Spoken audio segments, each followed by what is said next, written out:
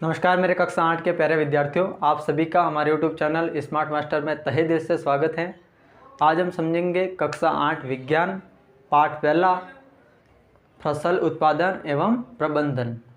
इस पाठ में हम समझेंगे कि किस प्रकार से फसल का उत्पादन किया जाता है, कैसे उसका प्रबंधन किया जाता है। प्रबंधन का यानी कि जो उसकी मिट्टी तैयार करनी है, बुवाई करनी है, उसकी सिंचाई करनी है, जो खरपतवार होते हैं यानी कि जो अन्य अनावश्यक पौधे उग जाते हैं उनको कैसे हटाना है, किस प्रकार से उसकी कटाई करते हैं, फिर लास्ट में किस प्रकार से उनका भंडारण करते हैं जिसके कारण हमारी फसल अच्छे से अच्छे उत्पादन हो और ज़्यादा से ज़्यादा बढ़ोतरी हो, तो हम देश में लोगों तक आपूर्ति कर पाएंगे।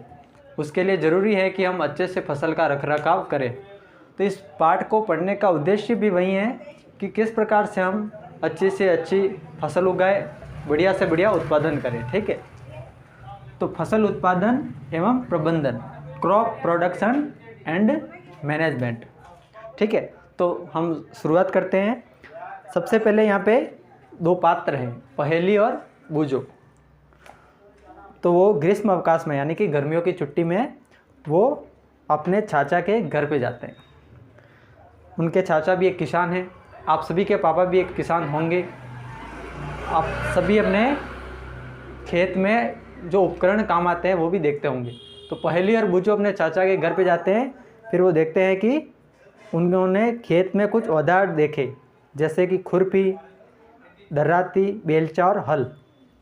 खुरपी, हल, दर्राती और बेलचा, इसका मैं आपको फ़ोटो दिखा रहा हूँ स्क्रीन पर कि कैसे होते हैं। आपने भी देखे होंगे अपने, अगर आपके पापा भी अगर किसान है, खेती करते हैं, तो आपने जो किसान खेती में जो उपकरण काम आते हैं वो सब आपने देखे होंगे। ठीक है, हल कैसा होता है, दर्राती कैसे हो, दर्राती जो गेहूँ को फसल को काटने में के काम आती है।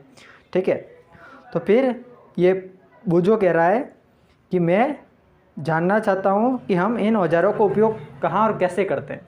आप सभी को पता होगा अगर आप किसान हैं तो दर्राती का उपयोग कहाँ करते हैं, खुरपी का उपयोग कहाँ करते हैं, हल का उपयोग कैसे करते हैं। जो हल और बैल से चलाते हैं उसको हल कहते हैं और जो ट्रैक्टर से चलाते हैं उसको कल्टीवेटर कहते हैं। ठीक है, तो आप पढ़ चुके हैं, यानी कि आप 7वीं कक्षा में नीचे लिखा है कि आप पढ़ चुके हैं कि सभी सजीवों को भोजन की आवश्यकता होती है। ठीक है, सभी सजीवों को, सजीव कौन कौन से होते हैं, सजीवों को भोजन की आवश्यकता होती है, लेकिन आपको ये समझना पड़ेगा कि सजीव किसको कहते हैं। ठीक है, तो हम यहाँ पे लिखेंगे सजीव किसको कहते हैं। सजीव, सजीव, सजीव का मतलब होता है, सीधी भाषा में कहे तो जो जिंदा है वो सजीव है।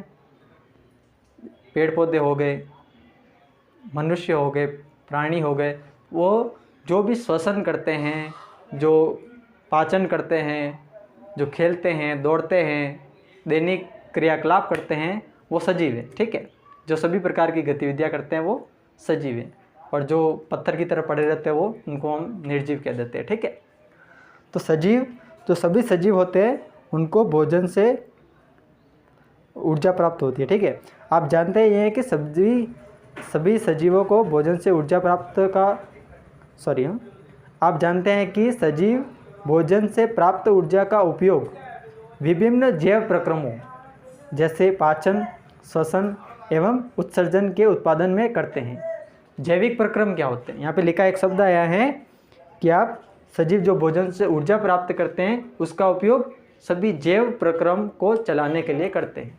जैविक प्रक्रम क्या होते हैं, जैविक प्रक्रम का मतलब होता है जीने के लिए जो प्रक्रम होते हैं उनको कहते हैं जैविक प्रक्रम। जैविक प्रक्रम कौन कौन से होते हैं, इंसान क्या क्या करता है, सांस लेता है तो श्वसन, श्वसन क्या है, जैविक प्रक्रम। पाचन, उत्सर्जन, उत्सर्जन, और क्या क्या करता है इंसान, बहुत सारे हैं। श्वसन, ठीक है, पाचन और उत्सर्जन, ये सब करने के लिए, ये जैविक प्रक्रम है, इनको करने के लिए भोजन की आवश्यकता होती है। ठीक है, सांस लेते हैं हम, ऑक्सीजन लेते हैं हम, उसके बाद वापस कार्बन डाइऑक्साइड रिलीज करते हैं। ऑक्सीजन के फलस्वरूप शरीर में हमें ऊर्जा मिलती है। हम पाचन करते हैं, मुख, गुहा से लेकर आमाशय, छोटी आंत, बड़ी आंत सब मिलकर भोजन को तोड़ते हैं। फिर उसमें से जो पोषक तत्व होते हैं उनको अवशोषित करते हैं, तो ये पाचन है। फिर उत्सर्जन करते हैं, हम मलमूत्र का त्याग करते हैं, तो वही उत्सर्जन। तो इन सभी को चलाने के लिए भोजन की हमें आवश्यकता होती है। ठीक है, हम अपना भोजन पौधों एवं जंतुओं या दोनों से प्राप्त करते हैं। हम यानी कि जो मनुष्य और मनुष्य, प्राणी और जीव जंतु होते हैं वो निर्भर होते हैं, मतलब पेड़ पौधों पर हम निर्भर होते हैं। हम दूसरों से ही भोजन प्राप्त करते हैं। हम पेड़ पौधों की तरह हम प्रकाश संश्लेषण के द्वारा हम अपना भोजन स्वयं नहीं बना सकते, तो हम दूसरों पर निर्भर रहते हैं। क्योंकि हम सभी को भोजन की आवश्यकता होती है, यहाँ पे बुझो कह रहा है क्योंकि हम सभी को भोजन की आवश्यकता होती है, अतः हम अपने देश में इतने अधिक लोगों को भोजन किस प्रकार से उपलब्ध करा सकते हैं।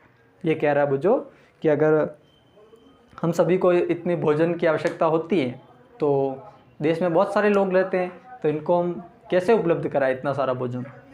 तो फिर यहाँ पे पहली कहती है कि भोजन का बड़े स्तर पर उत्पादन करना आवश्यक है। तो बड़े स्तर पर उत्पादन कैसे करेंगे हम? ज़्यादा से ज़्यादा फसल उत्पादन करेंगे, अच्छे से उसका प्रबंधन करेंगे, जिसके कारण ज़्यादा से ज़्यादा फसल होगी। तो उस अच्छे से प्रबंधन करेंगे तभी तो ज़्यादा फसल होगी ना। तो एक विशाल जनसंख्या को भोजन प्रदान करने के लिए इसका नियमित उत्पादन, उचित प्रबंधन एवं वितरण आवश्यक हैं। एक विशाल जनसंख्या को अगर भोजन सबको मिले तो इस फसल का अच्छे से रख रखाव करना, उसका उचित प्रबंधन करना, सही से उसका भंडारण करना जिससे कि फसल खराब न हो जाए, खरपतवारों से फसल की सुरक्षा करना, उसकी मिट्टी को पोली बनाना जिसको कहते हैं मिट्टी तैयार करना, अच्छे से बुआई करना, ज़्यादा पानी नहीं देना, ज़्यादा खाद नहीं देना, कम खाद भी नहीं देना। तो ये सब करके हम ज़्यादा से ज़्यादा फसल उत्पादन को बढ़ा सकते हैं। ठीक है, फिर यहाँ पे नीचे लिखा है 1.1 में देखिए आप, कृषि पद्धतियाँ लगभग 10,000 वर्ष पहले की बात है। ठीक है, जब मनुष्य घुमंतु थे, यानी कि मनुष्य जो घुमंतु थे, एक जगह से दूसरी जगह जाते रहते थे, उनका कोई निश्चित आवास बिल्कुल नहीं था, कोई खेती भी नहीं करता था। ठीक है, तो एक स्थान से दूसरे स्थान भोजन की आवास की खोज में समूह में विचरण करते रहते थे। वे कच्चे फल और सब्जियां खाते थे, कच्ची सब्जियां खाते थे, उनको पकाना भी नहीं आता था। ठीक है, एक जगह से दूसरे जो मिला वो खा लिया, जहाँ ठीक रहा वहाँ पे रह लिए। ठीक है, और उन्होंने भोजन के लिए जंतुओं का शिकार करना प्रारंभ किया। ठीक है, वो लोग अपना पेट भरने के लिए जंतुओं का शिकार करते थे। ठीक है, नहीं तो उनका निश्चित कोई आवास था जहाँ पे वो एक जगह पे रहते थे, इधर उधर घूमते रहते थे, जहाँ मिला शिकार वहाँ पे शिकार कर लिया, जहाँ पे रहना हो वहाँ पे रह लिया। ठीक है, कालांतर का मतलब होता है समय के साथ में, जैसे धीरे धीरे आगे बढ़े, तो कालांतर में खेती करके उन्होंने खेती करना सीखा। धीरे धीरे खेती करके फिर उन्होंने चावल, गेहूँ एवं अन्य खाद्य फसलों को उत्पादित कर सके। तो इस प्रकार से कृषि का प्रारंभ हुआ। ठीक है, कृषि से का प्रारंभ कैसे हुआ?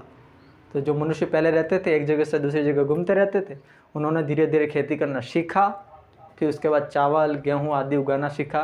तो इस प्रकार से कृषि का प्रारंभ हुआ। अब यहाँ पे लिखा है कि जब एक ही किस्म के पौधे किसी स्थान पर बड़े पैमाने पर उगाए जाते हैं तो उसे फसल कहते हैं। और अपने पाठ का नाम क्या है? फसल उत्पादन एवं प्रबंधन। तो बिल्कुल ज़रूरी है कि इस फसल किसे कहते हैं आपको समझना, फसल किसे कहते हैं। ये आपको एग्जाम में बार बार पूछा जाएगा, तो हम आपको इसको अच्छे से समझाएंगे कि फसल किसे कहते हैं।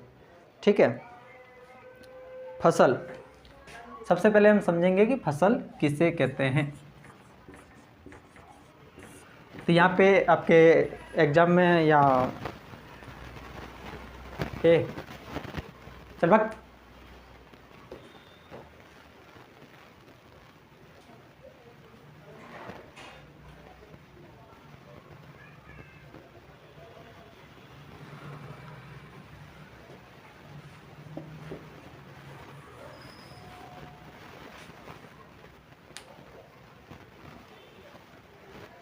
चलिए, तो इस प्रकार से कृषि का प्रारंभ हुआ। फिर यहाँ पे नीचे लिखा है कि जब एक ही किस्म के पौधे किसी स्थान पर बड़े पैमाने पर उगाए जाते हैं तो उसे हम फसल कहते हैं। ठीक है, ये बहुत ही इम्पोर्टेंट परिभाषा है। अपने चैप्टर का नाम है फसल उत्पादन एवं प्रबंधन। तो यार यहाँ पे लिखा है कि फसल किसे कहते हैं, इसकी परिभाषा पूरी दे रखी है। तो आपको एग्जाम में बार बार पूछा जाएगा कि फसल किसे कहते हैं। तो परिभाषा आप याद कर लेंगे, लेकिन मैं आपको इस परिभाषा को समझ जाता हूँ। ठीक है, जब एक ही किस्म के पौधे, एक ही किस्म यानी कि गेहूँ है तो गेहूँ और कोई मक्का है तो मक्का, एक ही किस्म के पौधे, जब पौधा किसको कहते हैं, जो एक लगा है, सिर्फ एक या दो लगे तो उनको कहेंगे हम पौधे। तो किसी एक ही किस्म के पौधे किसी स्थान पर, जैसे अपना खेत है तो किसी उस स्थान पर हम बड़ी मात्रा में अगर हम लगा रहे हैं तो उसे हम कहेंगे फसल। ठीक है, जब एक दो पौधे लगाए जाते हैं तो उनको हम पौधे ही कहेंगे। लेकिन बहुत सारे पौधे लगाते हैं किसी स्थान पर, बड़े क्षेत्र में एक ही प्रकार के हम पौधे लगाते हैं तो उसको हम कहेंगे फसल। ठीक है, तो इसकी परिभाषा लिखिए, जब एक ही किस्म के पौधे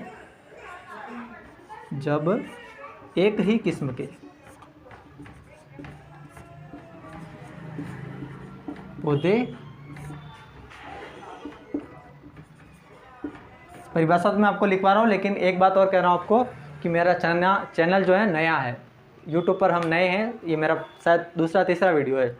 तो हम आगे बढ़ना चाहते हैं, लोगों तक शिक्षा को लेकर जाना सकते हैं और हम खुद भी सीखना चाहते हैं कि किस प्रकार से हम अच्छे से अच्छे तरीके से हम पढ़ा पाए। तो आप हमारे चैनल को सब्सक्राइब कर दीजिए। हमारे चैनल पर अगर 50 सब्सक्राइबर भी हो गए तो हम लाइव वीडियो भी चला सकते हैं। तो आपसे निवेदन है कि आप हमारे चैनल को सब्सक्राइब करें। ठीक है, तो चलिए अपने परिभाषा पर। एक ही किस्म के पौधे किसी स्थान पर यानी कि अपने खेत में, वो कोई भी स्थान हो सकता है, खेत हो सकता है, अपनी छोटी सी बागवानी हो सकती है, किसी स्थान पर एक ही किस्म के पौधे किसी स्थान पर बड़े पैमाने पर उगाए जाते हैं। ठीक है, बड़े पैमाने पर उगाए जाते हैं तो उसे हम फसल कहते हैं। उसे फसल कहते हैं। यह तो हो गई फसल की परिभाषा। ठीक है, आगे बढ़ते हैं। अब उदाहरण के लिए गेहूं की फसल, जिसका अर्थ है कि खेत में उगाए जाने वाले सभी पौधे गेहूं के हैं। ठीक है, इसको सीधा समझ लीजिए कि अगर हमने एक दो पौधे उगाए हैं, चाहे वो कोई भी हो, गेहूं के हो, चावल के हो, दो चार पौधे उगा लिए तो उसको हम फसल नहीं कह सकते, उसको हम कहेंगे पौधे। और वही पौधे बहुत सारे बड़े क्षेत्र में हम उगाते हैं तो उसको हम कह देंगे फसल। ठीक है, आप जानते ही हैं कि फसल विभिन्न प्रकार की होती है। बहुत सारे प्रकार की फसल होती है, गेहूं की होती है, चावल की होती है, मक्के की होती है, सोयाबीन, गंवार, जो बहुत सारी फसल होती है। ठीक है, जैसे कि अन्न, सब्जियां एवं फल। ठीक है, सब्जियां होती है, अगर वो भी एक दो पौधे लगाए तो उनको पौधे कहेंगे, और बहुत सारे क्षेत्र में लगाए हैं तो उसको हम फसल कहेंगे। ठीक है, जिस मौसम में यह पौधे उगाए जाते हैं उसके आधार पर हम फसलों का वर्गीकरण करते हैं। ठीक है, तो हम जिस भी मौसम में उगाते हैं, गर्मी में उगाते हैं, बहुत सारी फसलें होते हैं जो हम गर्मी में उगाते हैं, बहुत सारी होती है जो इसको हम सर्दियों में उगाते हैं। ठीक है, बहुत सारी फसलों को हम बरसात के मौसम में उगाते हैं। अभी भी बरसात का मौसम ही चल रहा है। ठीक है, तो अभी हमने कौन कौन सी फसलें उगाई है? जो बारिश के मौसम में जो फसल उगाई जाती है उनको कहते हैं हम खरीफ की फसल। अभी हमने मक्का लगाया है। ठीक है, सोयाबीन, मक्का, बहुत सारी सब्जियां भी उगाते हैं। ठीक है, तो यहाँ पे लिखा है कि हम फसलों का इस प्रकार से वर्गीकरण कर सकते हैं। भारत एक विशाल देश है, भारत एक बहुत बड़ा देश है। यहाँ ताप, आर्द्रता और वर्षा जैसी जलवायुवी परिस्थितियाँ एक क्षेत्र से दूसरे स्थान में भिन्न है।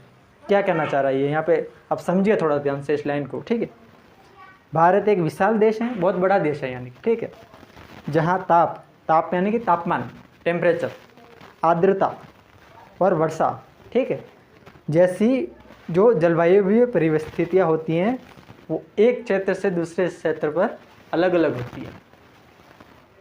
किसी जगह पे वर्षा कम होती है, किसी पे कम होते हैं, कोई भाग पहाड़ी है, कोई मैदानी है, कोई पठारों वाला है, कोई मरुस्थल वाला है। तो सब जगह पर गर्मी भी अलग होती है, सब जगह पर ठंड भी अलग होती है, कहीं ज़्यादा होती है, कहीं कम होती है, कहीं पे बारिश भी अलग अलग होती है, कहीं तो बहुत ज़्यादा होती है, कहीं बिल्कुल भी नहीं होती, ठीक है। राजस्थान में आप देखेंगे तो वहाँ पे जो मरुस्थल वाला भाग है तो वहाँ पे बारिश बिल्कुल भी नहीं होती, बहुत थोड़ी बहुत होती है, ठीक है। तो यहाँ पे भारत बहुत बड़ा देश है, तो जिसके कारण पर यहाँ पे एक जो जलवायु परिस्थितियाँ हैं वो सब जगह अलग अलग होती हैं, ठीक है। अतः देश के विभिन्न भागों में विविध प्रकार की फसलें उगाई जाती हैं। विविध यानी कि अलग अलग प्रकार की देश में फसल उगाई जाती हैं। जहाँ पे ज़्यादा बारिश होती है वहाँ पे चावल उगा लेते हैं, कहीं पे कम होती है तो उसके अंदर जिस फसल को कम पानी की आवश्यकता होती है, जहाँ कम बारिश होती है वहाँ पे वो लगा देते हैं। जहाँ ज़्यादा बारिश होती है वहाँ पे ज़्यादा बारिश वाली जो फसलें होती है वो लगा देते हैं। तो अलग अलग प्रकार की फसलें उगाई जाती हैं। इस विविधता के बावजूद मोटे तौर पर बहुत सारी विविधताएँ हैं, फिर भी हम मोटे तौर पर फसलों को 2 वर्गों में बांटा जाता है। मोटे तौर पर 2 वर्गों में बांटा जाता है, यहाँ पे आपके चैप्टर में लिखा है, लेकिन हम इसको 3 भागों में बांट सकते हैं, ठीक है। तो वो कौन कौन सी फसलें हैं? खरीफ की और जायद की। लिख लीजिए, खरीफ और जायद।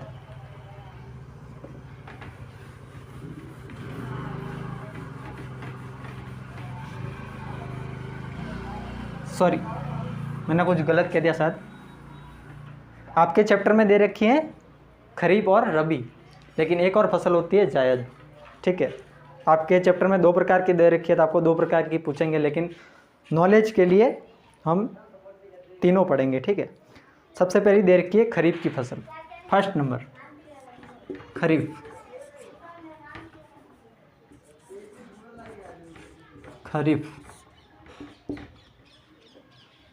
खरीफ ये इसके बारे में क्या बता रखा है? वह फसल जिसे वर्षा ऋतु में बोया जाता है। वर्षा ऋतु कब से प्रारंभ होती है? जून जुलाई में प्रारंभ हो जाती है ना।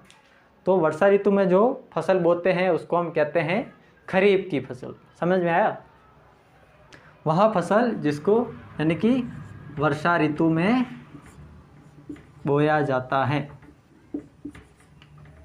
क्या लिखा? गलत लिखा क्या? वर्षा ऋतु में बोया जाता है, ठीक है। इसका क्या है टाइम पीरियड? ये फसल जून से सितंबर तक होती है। जून में बारिश का मौसम स्टार्ट हो जाता है, तो उसके बाद हम जून जुलाई में हम इसका बुआई कर देते हैं। कौन कौन सी फसलें होती है ये?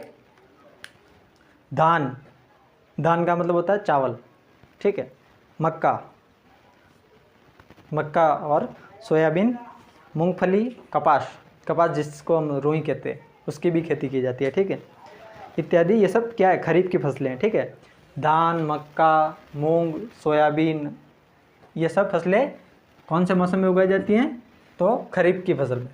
और आपसे मैं निवेदन कर रहा हूँ कि इस चैप्टर में जितने भी दे रखी है, खरीफ की फसल, रबी की फसल, फसल किसे कहते हैं, ठीक है, सजीव क्या हैं, जैविक प्रक्रम क्या है, इसके सब के आप नोट्स बनाओ, ठीक है। तो आपको ये पाठ समझने में बहुत आसानी होगी, ठीक है। तो हो गई हमारी खरीफ की फसल। इसको कौन से महीने में उगाया जाता है? जून और जुलाई में, और इसको सितंबर तक इसको काट दिया जाता है ये फसल, ठीक है। उसके बाद क्या है? रबी की फसल, सबसे इम्पोर्टेंट।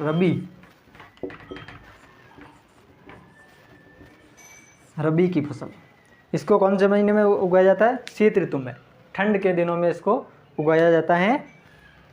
अक्टूबर से मार्च के महीने में, जब बढ़िया ठंड स्टार्ट हो जाती है। अक्टूबर में ठंड स्टार्ट हो जाती है और अक्टूबर, नवंबर, दिसंबर और जनवरी और फरवरी तक रहती है।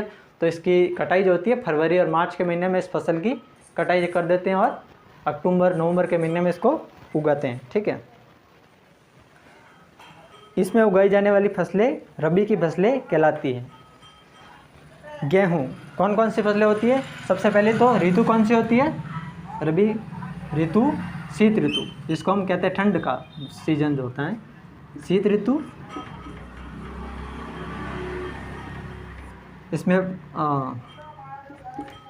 लिखिए, ये भी लिख लीजिए कब से कब तक।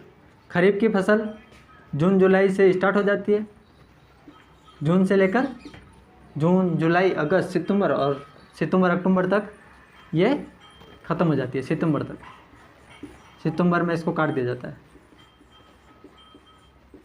मोटे तौर पर आपको समझा रहा हूँ, मतलब 4 महीने का मौसम होता है, तो जब वर्षा ऋतु स्टार्ट हो जाती है उसके बाद ख़त्म होती है तब काट देते हैं उस फसल को, ठीक है। और शीत ऋतु में जून से अक्टूबर तक, सॉरी जून से अक्टूबर नहीं, अक्टूबर से फरवरी तक।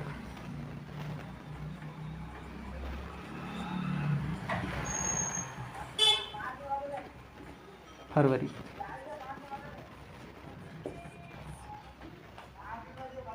कौन कौन सी फसलें होती है? गेहूँ, जौ, बाजरा, मटर, सरसों, अलसी, रबी की फसलें इसके उदाहरण हैं, ठीक है। इसके अलावा कई स्थानों पर दाल और सब्जियां ग्रीष्म में उगाई जाती हैं, ठीक है। गर्मियों में भी दाल और सब्जियां जो उगाई जाती हैं। अब हम बात करते हैं जायद। अब जायद कौन सी ऋतु होती है, इसमें कब उगाई, ये फसलें कब उगाई जाती है, ठीक है। तो ये गर्मियों में, गर्मियों में बहुत सारे लोग खेती करते हैं, बहुत सारे नहीं भी।